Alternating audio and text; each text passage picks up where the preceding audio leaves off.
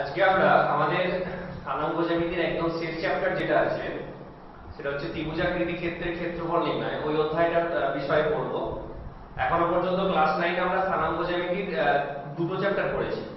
একটা একদম শুরুর দিকে 4 নম্বর চ্যাপ্টারে যেটা ছিল স্থানাঙ্ক জ্যামিতির দূরত্ব নির্ণয়, দুটো পয়েন্ট বা দুটো বিন্দুর মধ্যবর্তী দূরত্ব নির্ণয়, সেটা পড়েছি। তারপর একটা জাস্ট এর আগের চ্যাপ্টারটা একটা পড়েছি কিনা কোন একটা সরল রেখাংশের অন্তর্বিভক্তিকরণ আর বহির্বিভক্তিকরণ, সেটা সম্পর্কে পড়েছি।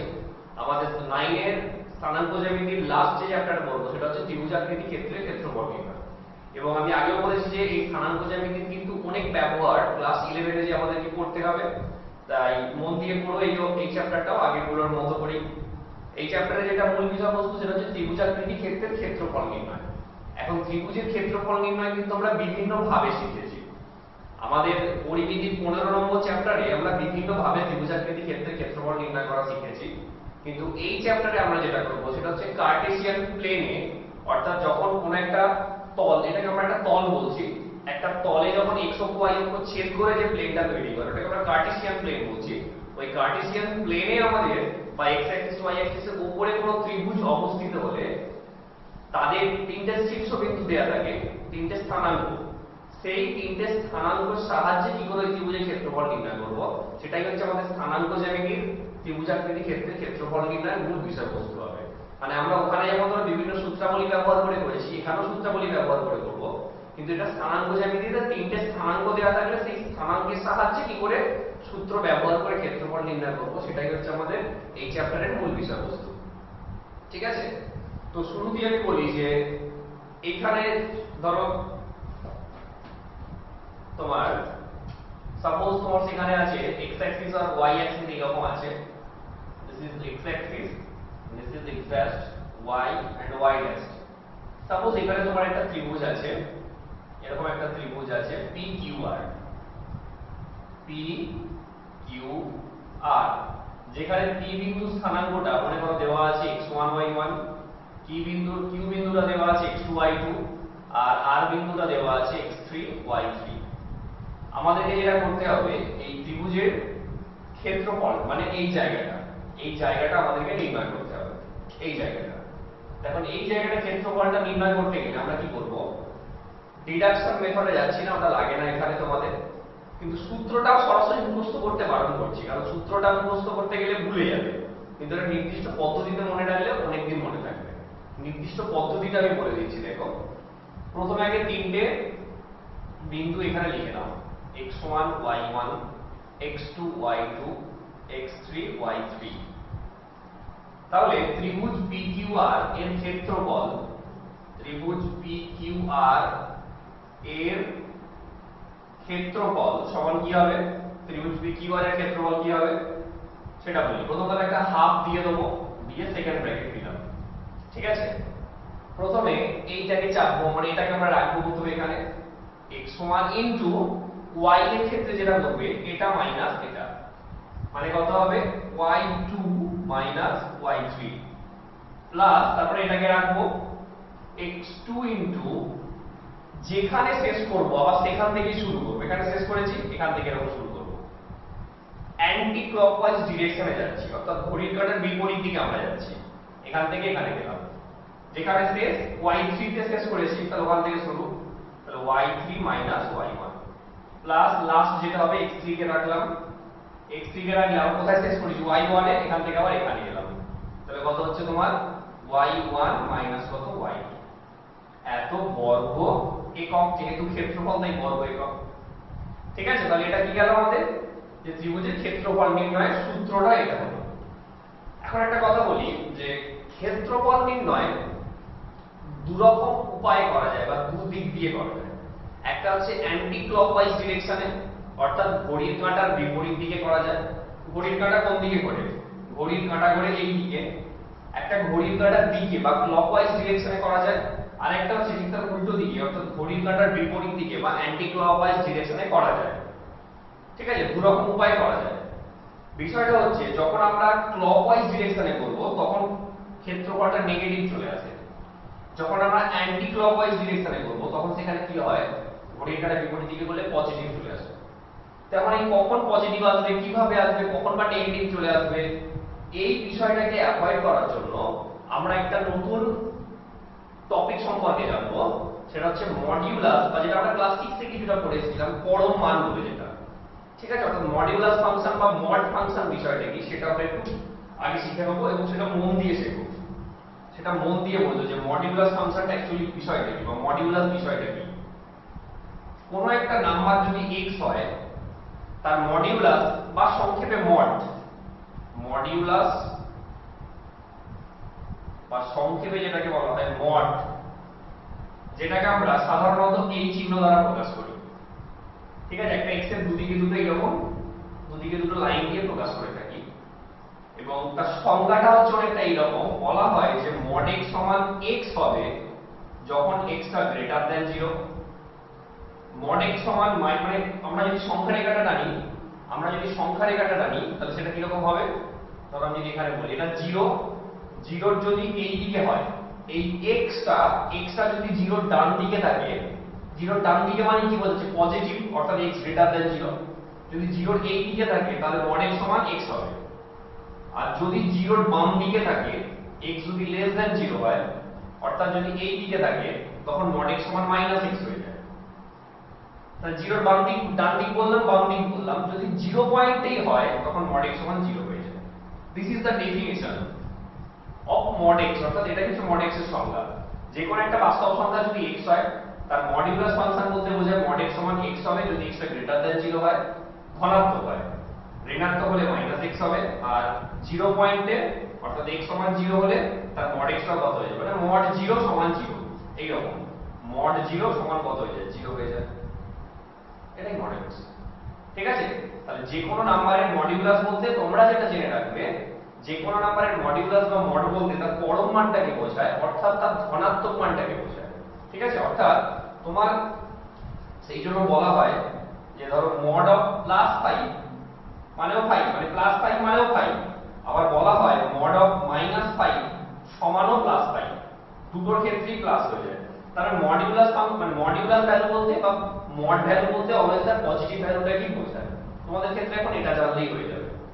ঠিক আছে, এখন আমি এখানে বললাম যে mod x সমান মানে x নেগেটিভ হলে mod x সমান -x হয়। তাহলে এখানে কি করে আমি +5 বলছি? দেখো কি করে হয়। এখানে mod x mod অফ -5, তাই তো? তাহলে এইটার সাথে যদি তুলনা করি তাহলে x এর ভূমিকায় কি আছে? এখানে x এর ভূমিকায় কি আছে? -5, যেটা কিনা লেস দ্যান 0। আর লেস দ্যান 0 হলে কি হয়? mod x সমান -x হয়। চলো x এর মান বসিয়ে দাও। তাহলে মাইনাসটা যেমন ছিল রাখলাম, আর x এর মানটা কত? -5। তাহলে মাইনাসে কত হয়ে যায়? আলটিমেটলি ঠিক +5ই হয়ে যায়। তাহলে আমাদেরকে কি আলটিমেট মনে রাখতে হবে? না, মড ভ্যালু বলতে তার পজিটিভ ভ্যালুটা কি বোঝায়। ঠিক আছে, মডটা ভালো করে বুঝবে। তো এখন দেখো, এতক্ষণ ধরে যেটা বললাম তার উদ্দেশ্যটা কি এবার আমি বলে দিই। এতক্ষণ ধরে যা যা বললাম তার উদ্দেশ্যটা কি বা কেন এটা আমি বললাম সেটা একটুখানি এবারে বলে দিই। সেটা হচ্ছে যে একটু আগেই বলেছি, যদি আমরা ক্ষেত্রফলটাকে ক্লকওয়াইজ ডিরেকশনে হিসাব করি, ঘড়ির কাঁটার বিপরীত ঘড়ির কাঁটার দিকে, তাহলে ক্ষেত্রফলটা নেগেটিভ আসে। আর ঘড়ির কাঁটার দিকে হিসাব করলে সেটা কি হয়ে যায়? আমাদের পজিটিভ চলে আসে। এই নেগেটিভ পজিটিভ ব্যাপারটাকে অ্যাভয়েড কেমন করো? যদি তোমাদেরকে একটু আমি বলি, তোমাদের বইতে খুলে দেখতে পাবে, তোমাদের বইতে দেখো 272 পাতার একটা 4 এর দাগের অঙ্ক করে দেওয়া আছে। দেখো ওই অঙ্কটাতে যে ক্ষেত্রফলটা বার করেছে, দেখো সেখানে লিখছে -6/1/2। ওখানে খুব সুন্দর করে বলছে, যেহেতু ত্রিভুজ ABC এর ক্ষেত্রফল বের করার সময় বিন্দুগুলি ঘড়ির কাঁটার ঘোরার দিকে নেওয়া হয়েছে, তাই ত্রিভুজ ABC এর ক্ষেত্রফল ঋণাত্মক হয়েছে। যদি ঘড়ির কাঁটার ঘোরার বিপরীত দিকে নিতাম তাহলে কি হতো? দেখো তখন বেরিয়েছে কিন্তু +6/1/2 বেরিয়েছে। তখনই বলছে দেখছি বিন্দুগুলি ঘড়ির কাঁটার বিপরীত দিকে নিলে ক্ষেত্রফলটা ধনাত্মক হচ্ছে। তাই 1 নম্বর সূত্র, মানে এইটা বইয়ে যেটা 1 নম্বর দিয়েছে, 1 নম্বর সূত্রে ত্রিভুজাকার ক্ষেত্রের ক্ষেত্রফল সমান বলে দেখো তোমার এই চিহ্নটা তুলে দিল, সেকেন্ড ব্র্যাকেটটা তুলে দিল, দিয়ে দেখো এখানে তোমার একটা এই রকম চিহ্ন দিয়ে দিচ্ছে, which is called মডিউলাস। এখন এই মডের ভেতর তোমার ক্ষেত্রফল, দেখো সাধারণভাবে আমরা জানি যে ক্ষেত্রফলটা নেগেটিভ হয় না, সাধারণভাবে আমরা তাই জানি, কিন্তু নেগেটিভ হতে পারে। কিন্তু যখনই তার আমরা মড ভ্যালুটা কনসিডার করব বা যখন তার বড় মানটা আমরা নেব, তখন কি হবে? অটোমেটিক্যালি তোমার ক্ষেত্রফল যদি mod অফ -22 বেরোয়, পরের লাইনে আমরা কি লিখে দেবো? +22। আর প্লাস বেরোলে তো প্লাস হবেই। ঠিক আছে? তাহলে ক্ষেত্রফল বের করার সময় অবশ্যই এই চিহ্নটা দিয়ে আমরা ক্ষেত্রফল বার করব। ওকে, তাহলে কি বললাম? ক্ষেত্রফল বললাম, মডের সংজ্ঞা বললাম, আর ক্ষেত্রফলের সময় মডের চিহ্ন দিতে হবে, এটুকুও বললাম। আমরা নেক্সট টপিকে চলে যাব। নেক্সট টপিক দেখো, এখন পি কিউ আর এরা অসমরেখ বা নন কোলিনিয়ার পয়েন্টস বলেই কিন্তু ত্রিভুজ গঠন করতে পেরেছে। কারণ আমরা ত্রিভুজের সংজ্ঞাতেই জানি, তিনটে অসমরেখ বিন্দুকে সরল রেখাংশ দ্বারা যুক্ত করলে যে চিত্র উৎপন্ন হয় সেটাকে আমরা ত্রিভুজ বলি। তাহলে এখানে অবশ্যই পি কিউ আর কি অসমরেখ বিন্দু, সমরেখ নয়। এখন এই পি পয়েন্টটাকে ধরো আমি এখানে কিছু একটা দিয়ে মনে করি একটা ঝোলানো আছে। পি পয়েন্টটাকে যদি আমি ছেড়ে দিই, এর ধীরে ধীরে ধীরে ধীরে নেমে নেমে নেমে নেমে যদি পি পয়েন্টটা এইখানে চলে আসে, px1 y1 পয়েন্টটা যদি এখানে চলে আসে, তখন দেখো ত্রিভুজটাই আর থাকছে না। দেখো তখন ত্রিভুজটাই নষ্ট হয়ে যাচ্ছে, অর্থাৎ ত্রিভুজের ক্ষেত্রফলটাই তখন শূন্য হয়ে যাচ্ছে, ক্ষেত্রফলই থাকবে না। কারণ যখন এই পি পয়েন্ট এখানে চলে আসছে তখন তো ত্রিভুজটাই থাকছে না। ত্রিভুজ যদি না থাকে তাহলে ক্ষেত্রফল থাকবে কি করে? তাই তো? তাহলে আমরা দেখতে পাচ্ছি যখনই ত্রিভুজের ক্ষেত্রফলটা শূন্য হয়ে যাচ্ছে তখন এখানে বিন্দু তিনটে কি হয়ে যাচ্ছে? সমরেখ হয়ে যাচ্ছে। অর্থাৎ সিদ্ধান্তটা এইরকম দেবো যে তিনটে পয়েন্ট পি কিউ আর, যেখানে পি বিন্দু স্থানাঙ্ক x1 y1, কিউ বিন্দু স্থানাঙ্ক x2 y2 এবং আর বিন্দু স্থানাঙ্ক x3 y3 হলে তারা যদি সমরেখ হয় তখন ওই বিন্দু তিনটে দ্বারা গঠিত ত্রিভুজের যে ক্ষেত্রফলটা, সেই ক্ষেত্রফলটা কি হয়ে যায় না, সেই ক্ষেত্রফলটা সমান 0 হয়ে যায়। ঠিক আছে? কারণ কেন 0 হয়ে যাচ্ছে বুঝতে পারছো, ত্রিভুজই থাকছে না, সমরেখ হয়ে গেলে তাহলে ক্ষেত্রফল তো 0 হবে। তাহলে সমরেখার একটা শর্তই হচ্ছে তিনটে বিন্দু সমরেখ হওয়ার একটা শর্তই হচ্ছে তাদের দ্বারা গঠিত ত্রিভুজের ক্ষেত্রফলটা কি হবে? 0 হবে। অর্থাৎ এটা সমান 0। তাহলে এটা সমান 0 হলে দুইটাকে ওই দিকে পাঠিয়ে দাও, তাহলে আমরা কি বলতে পারি? mod of x1 y2 y3 plus x2 y3 minus কত y1 plus x3 y1 minus y2 is equal to 0। ডান দিকে 0 থাকলে তুমি মড দিতেও পারো নাও পারো। তাহলে মডটা যদি আমরা তুলে দিই তাহলে কি দাঁড়াচ্ছে? x1 y2 minus y3 plus x2 কত y3 minus y1 plus x3 y1 minus y2 is equal to 0। This is the condition of collinearity. This is the condition of collinearity। অর্থাৎ এটা হচ্ছে তোমার তিনটে বিন্দু, this is the condition of collinearity of 3 points। অর্থাৎ তিনটে বিন্দু সমরেখ হওয়ার এটা হচ্ছে তোমার শর্ত। অনেক সময় দেয় তিনটে বিন্দু দিয়ে দেবে, দিয়ে তোমাকে বলবে তার সমরেখ কিনা টেস্ট করো। ঠিক আছে? যেমন ধরো তোমাদের বইয়ে দেখো 273 পাতার উপরে 5 এর দাগের উপরে দাগ দিয়ে দাও, 6 এর দাগে দেখো আমি যেটা বললাম এই বিষয়টা 6 এর দাগে আলোচনা করা আছে, এবং 6 এর দাগের পরেই একটা বাক্সের মধ্যে ওই সূত্রটাও বলে দেওয়া আছে। সূত্রটা দাগ দিয়ে দেবে, 7 এর দাগ 8 এর দাগ দুলম্বই দাগ দিয়ে দাও, সবই করবে, কিন্তু আমি ধীরে ধীরে সেটা বলবো। যখন যেটা প্রয়োজন সেটাই বলবো, একবারে সবটা বললে বুঝতে পারবে না। তো এখন আমি সরাসরি অনুশীলনীতে যাব, তারপর আবার উদাহরণে ফিরে আসবো, কারণ এখনো দুটো টপিক আমাকে করাতে হবে। তো তার আগে অনুশীলনী একটু না করালে সেই টপিকগুলো আবার বুঝতে তোমাদের অসুবিধা হবে। তাই আমি এখন সরাসরি অনুশীলনীতে চলে যাচ্ছি।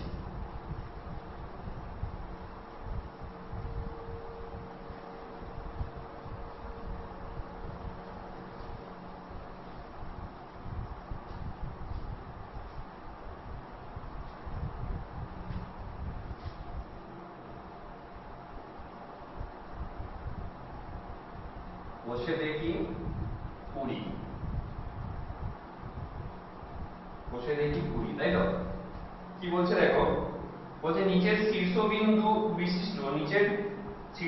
বিশিষ্ট ত্রিভুজাকার ক্ষেত্রের ক্ষেত্রফল নির্ণয় করি। তিনটে বিন্দু দিয়ে দিয়েছে, তাদের দ্বারা গঠিত ত্রিভুজের ক্ষেত্রফলটা নির্ণয় করতে বলছে, তাই তো? তাদের দ্বারা গঠিত ত্রিভুজের ক্ষেত্রফলটা নির্ণয় করতে বলছে। দেখো যে তিনটে বিন্দু দিয়েছে 2 -2 4 2 এবং -1 3। তো আগে বিন্দুগুলোকে আমরা এখানে লিখে নিচ্ছি। 2 -2, তারপরে কত দিয়েছে 4 2, তারপরে দিয়েছে -1 3। ঠিক আছে? এদের দ্বারা গঠিত ত্রিভুজের ক্ষেত্রফল তাহলে আমরা লিখব 2 -2 4, 2 এবং -1, 3 বিন্দু, আর লিখছি না, দেখে নাও বিন্দু তিনটি দ্বারা গঠিত ত্রিভুজের ক্ষেত্রফল। বিন্দু তিনটি দ্বারা গঠিত ত্রিভুজের ক্ষেত্রফল সমান যেটা বলেছিলাম হাফ মড দিয়ে দাও, এটাকে রাখো, কত হবে এটা মাইনাস এইটা, তাহলে কত 2 মাইনাস 3 প্লাস কি হবে এটা ইনটু মানে 4 ইনটু 3, তাহলে কত এটা থেকে এটা যাবে আবার 3 মাইনাসে মাইনাসে কত প্লাস 2, এইটা ইনটু মাইনাস 1 ইনটু আবার কত এটা মাইনাস এইটা, তাহলে মাইনাস 2 এত বর্গ একক। এইটা করে নিলে তারপর তো ক্যালকুলেশন চলে আসছে শুধু, তাহলে কত হবে হাফ 2 ইনটু কত এটা মাইনাস 1, 4 ইনটু কত 5 মাইনাস 1 ইনটু কত 1 ইনটু মাইনাস 4, এত বর্গ একক। হাফ অফ তাহলে কত মাইনাস 2 প্লাস 20 মাইনাসে মাইনাসে প্লাস 4, তাহলে কত হচ্ছে 20 আর 4 24, 24 থেকে 2 বাদ দিলে কত 22, আর হাফ ইনটু প্লাস মড 22 মানেও 22, কাটাকাটি করে দাও 11 সমান কত হবে 11 বর্গ একক। এটা নির্ণেয় ক্ষেত্রফল হয়ে যাবে। ঠিক আছে, তাহলে এটা হলো। একইভাবে দেখো ওখানে আরো দুটো অঙ্ক আছে, ওগুলো করে নেবে।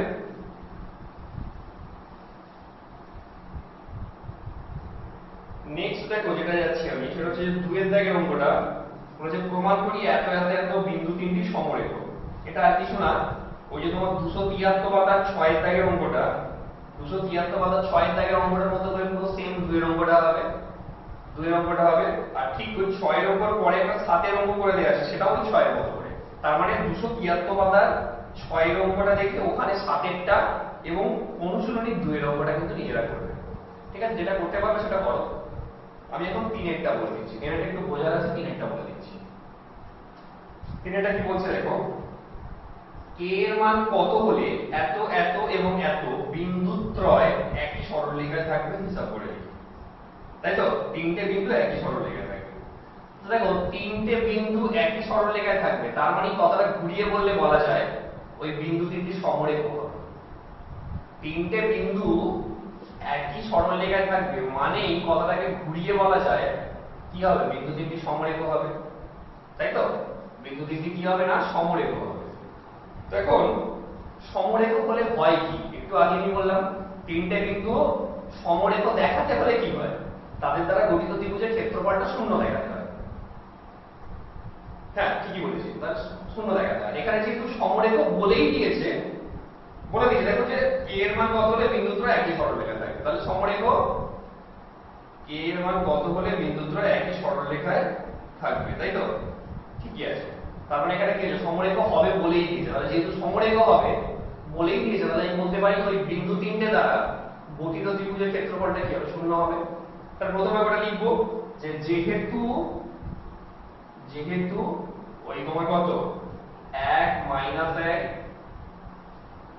কত 2 মাইনাস 1 এবং k মাইনাস 1 বিন্দুত্রয় একই সরলরেখায় থাকবে, তাহলে আমরা কি বলতে পারি থাকবে, তাহলে আমরা বলতে পারি অতএব হাফ মড মানে ক্ষেত্রফলটা লিখবো কত হবে, তাহলে এখানে লিখে নাও 1 মাইনাস 1 2 মাইনাস 1 k মাইনাস 1, তাহলে কত হচ্ছে দেখো 1 ইনটু কত এইটাকে রাখলে এটা মাইনাস এটা, তাহলে মাইনাস 1 মাইনাসে মাইনাসে প্লাস 1, তারপর এটাকে রাখবো প্লাস 2 ইনটু আবার এখান থেকে এখানে চলে যাও, তাহলে মাইনাস 1 মাইনাসে মাইনাসে প্লাস 1, তারপরে এটা ইনটু প্লাস k ইনটু আবার এটা মাইনাস এটা, তাহলে কত হচ্ছে minus 1 plus 1 is equal to কত 0। যেহেতু সমরেখ তাহলে এটা সমান কি হবে 0 হবে। 2টাকে ওই দিকে পাঠিয়ে দাও, 2টাকে ওই দিকে পাঠিয়ে দিলে তাহলে 0 হয়ে যাবে, তাহলে মডটা উঠে যাবে। মডটা উঠলে তাহলে কত হচ্ছে বলো এটা 1 ইনটু মাইনাস 1 প্লাস 1 মানে 0, 2 into 0 plus k into 0 is equal to 0।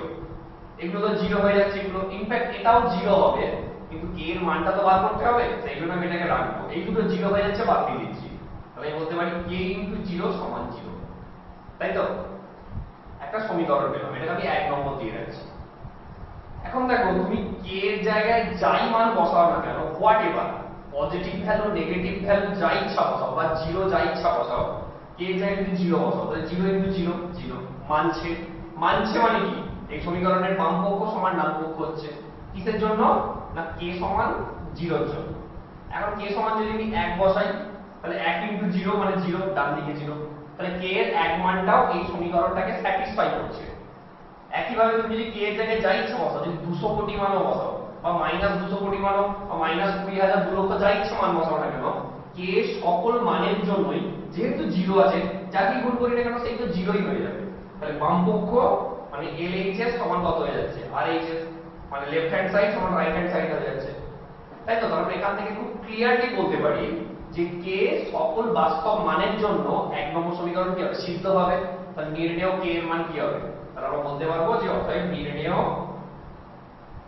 k এর মান সমান যে কোনো বাস্তব সংখ্যা, যে কোনো বাস্তব সংখ্যা k এর মান হয়ে যাবে। ঠিক উত্তরটা এটাই দেওয়া আছে।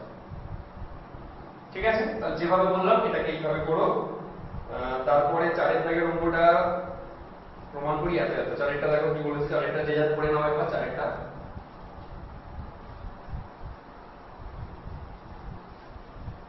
আমি বুঝিয়ে দিচ্ছি।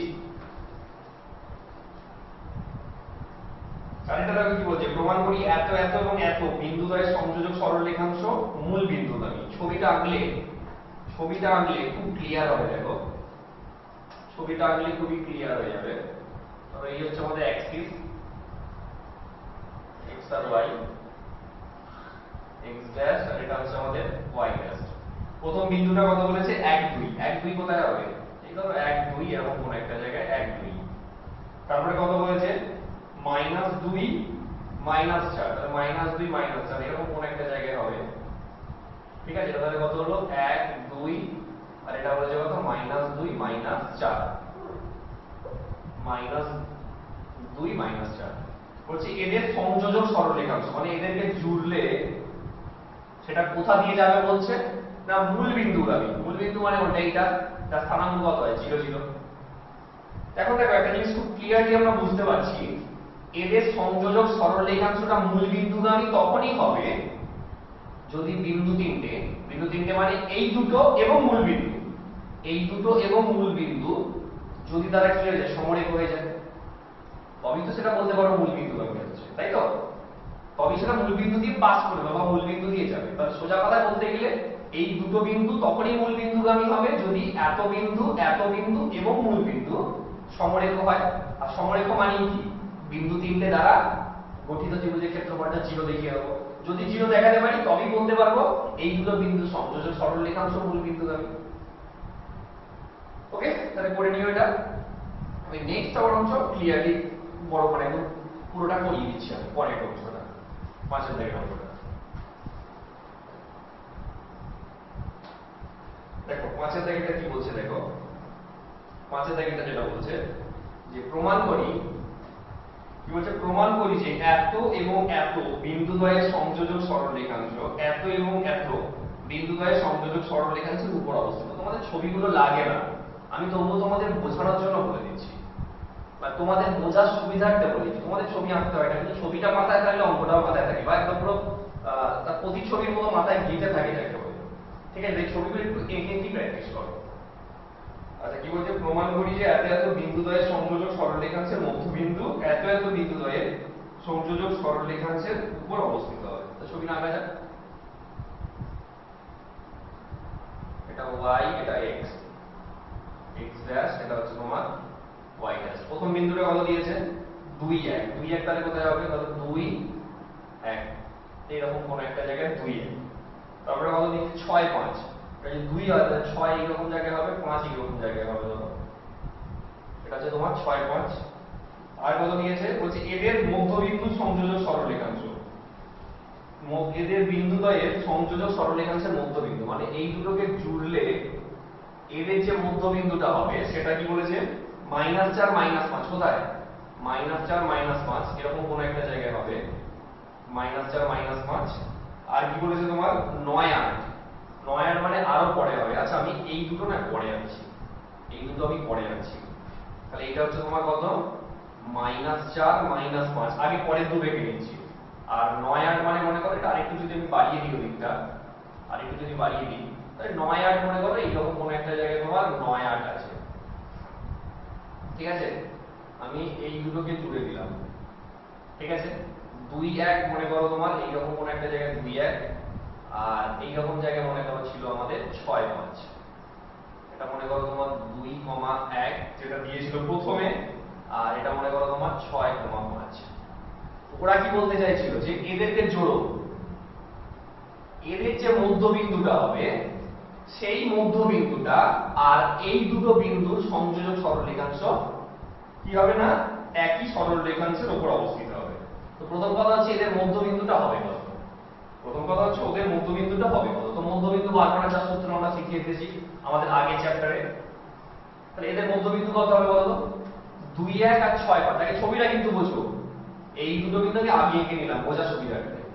এদের সংযোজক সরলরেখাংশের উপরে এদের মধ্যবিন্দুটা অবস্থিত হবে। তো এই দুটো বিন্দুর মধ্যবিন্দু স্থানাঙ্কটা কত হবে, মধ্যবিন্দু বার করার যে নিয়ম, এর প্রথমটা প্লাস এর প্রথমটা, এটা কিন্তু আমরা আগের চ্যাপ্টারে শিখেছি। 2 প্লাস 6 মানে কত হচ্ছে, 2 আর 6 8/2 মানে কত হবে, ওটা 4। আর হচ্ছে তোমার 1 প্লাস 5/2 মানে 6/2 মানে কত হচ্ছে তোমার 3। তাহলে এদের মধ্যবিন্দুটা বের হলো 4 3। কি দেখাতে বলেছে, ওই 4 3 বিন্দুটা আর এই বিন্দু দ্বয়ের সংযোজক সরলরেখাংশের উপর অবস্থিত হবে। তো এখন দেখো, তাহলে এই বিন্দুটা যদি এদের সংযোজক সরলরেখাংশের উপর অবস্থিত হয়, তার মানে খুব ক্লিয়ারলি বোঝা যাচ্ছে এই বিন্দু এবং মধ্যবিন্দুটা মানে 4 3টা অবশ্যই সমরেখ হবে, তবেই তাই সরলরেখা থাকবে। আর সমরেখ হওয়া মানে কি, এদের দ্বারা বা এই তিনটে বিন্দু দ্বারা গঠিত ত্রিভুজের ক্ষেত্রফলটা আমরা কি দেখাবো, চিত্র দেখাবো। তাই প্রথমে যা লেখা সেগুলো লিখে নেবে, যে প্রথম কথা হচ্ছে এত এবং এত বিন্দু দ্বয়ের সংযোজক সরলরেখাংশের মধ্যবিন্দু স্থানাঙ্ক এইটা। এখন এত বিন্দু দ্বয়ের সংযোজক সরলরেখাংশ না, এখন মধ্যবিন্দুটি এত এবং এত বিন্দু দ্বয়ের সংযোজক সরলরেখাংশের উপর অবস্থিত হলে এত এবং এত বিন্দু তিনটি সমরেখ হবে, অর্থাৎ তাদের দ্বারা গঠিত বা বিন্দু তিনটি দ্বারা গঠিত ত্রিভুজের ক্ষেত্রফলটা শূন্য হবে। বলে ক্ষেত্রফলটা বার করবে। তো দেখো ক্ষেত্রফলটা কি আছে বলো, এই ক্ষেত্রফলটা কি করে বার করতে হবে, বিন্দু তিনটে কি আছে, বিন্দু তিনটে আছে, প্রথম কথা হচ্ছে তোমার -4 -5, তারপরে কত আছে 9 8, আর তারপরে কত পেলাম আমরা 4 3। তো দেখো না এই বিন্দু তিনটে দ্বারা গঠিত ত্রিভুজের ক্ষেত্রফলটা শূন্য বের হয় কিনা। তাহলে কত হবে বলো, -4 ইনটু হ্যাঁ দেখো সমরেখ হওয়ার কিন্তু একটা ডাইরেক্ট শর্ত ব্যবহার করতে পারি আমরা, যেটা শেষে শেখালাম। দেখবে যেটা 200 কত পাতায় আছে যেখানে সমরেখর ব্যাপারটা আছে, ওই যে 273 পাতার উপরে যে বাক্স সূত্রটা যেটা সরাসরি ব্যবহার করতে পারি, কিন্তু আমি ওটা অ্যাভয়েড করতে বলি। কারণ আমরা এইভাবে জেনে রাখবো যে তিনটে বিন্দু সমরেখ হলে, খুব মন দিয়ে শোনো, তিনটে বিন্দু সমরেখ হলে তাদের দ্বারা গঠিত ত্রিভুজের ক্ষেত্রফলটা শূন্য হয়। তাহলে আমরা যদি শুধু ত্রিভুজের ক্ষেত্রফল নির্ণয়ের সূত্রটা মনে রাখি, তাহলে কিন্তু সমরেখ দেখানোর শর্তটা খুব সহজেই মনে থাকবে। তাহলে আলাদা করে আর ওই সমরেখ দেখানোর শর্তটা মনে রাখতে হবে না। ঠিক আছে, তাহলে এখন এই বিন্দু তিনটাকে সমরেখ দেখাবো কি করে, তাদের দ্বারা গঠিত ত্রিভুজের ক্ষেত্রফলটাকে শূন্য দেখাবো। এখন দেখা যায় ক্ষেত্রফলটা বের হচ্ছে কত, তাহলে -4 ইনটু এটা রাখলে কোনটা হবে, এটা মাইনাস এইটা, তাহলে কত হবে 8 -3 প্লাস 9 ইনটু কত হবে আবার এটা মাইনাস এইটা, মানে 3 মাইনাসে মাইনাসে কত +5 প্লাস 4 ইনটু আবার কত হবে তোমার এটা মাইনাস এইটা, মানে -5 মাইনাস কত 8, এত বর্গ একক। দেখা যাক কত বের হয়, তাহলে -4 ইনটু কত, 8 থেকে 3 বাদ দিলে 5 প্লাস 9 ইনটু কত 3 5 এ 8 প্লাস 4 ইনটু কত -5 -8 দিয়ে -13 সমান হাফ ইনটু -20 প্লাস 8 9 কত 72 প্লাসে মাইনাসে -52 সমান হাফ ইনটু 72 আর -20 -52 নিয়ে কত -72, কেটে গেলে কত সেটা 0ই তো হয়ে যাচ্ছে। তাহলে যেহেতু এদের দ্বারা গঠিত ত্রিভুজের ক্ষেত্রফলটা 0 বের হলো, তাহলে বলবো এই বিন্দু এবং এই বিন্দু কি সমরেখ, যেটা দেখাতে বলেছিল আমাদেরকে। ঠিক আছে, তাহলে ছবি দিয়ে কিন্তু কনসেপ্ট একদম ক্লিয়ার রাখতে হবে আমাদের। ঠিক আছে, তোমাদের এইখান পর্যন্ত যেটা বললাম এই পর্যন্ত একটা আলাদা টপিক, মানে এটা ত্রিভুজটা নিয়ে গেল। এরপরে আমাদের যেটা হচ্ছে চতুর্ভুজের উপর আছে। তো আমাদের এই পার্টটা বা এই পোরশনটা এখান পর্যন্তই থাকুক, আমরা নেক্সট দিনে চতুর্ভুজটা দিয়ে আরেকটা পার্ট কভার করে নেব। ঠিক আছে, নেক্সট দিন আমরা চতুর্ভুজটা দিয়ে আরেকটা পার্ট করে নেব। ঠিক আছে, তাহলে আজকে এখান পর্যন্তই রইল। যা যা প্রথমে সূত্রগুলো পড়ালাম ওখানটা খুব ভালো করে পড়ে আর 5 পর্যন্ত যে অঙ্কগুলো আমি বললাম বা বাকি রইল সেগুলোকে ক্লিয়ার করে নিও অবশ্যই। ঠিক আছে, তাহলে আজকে এখান পর্যন্ত।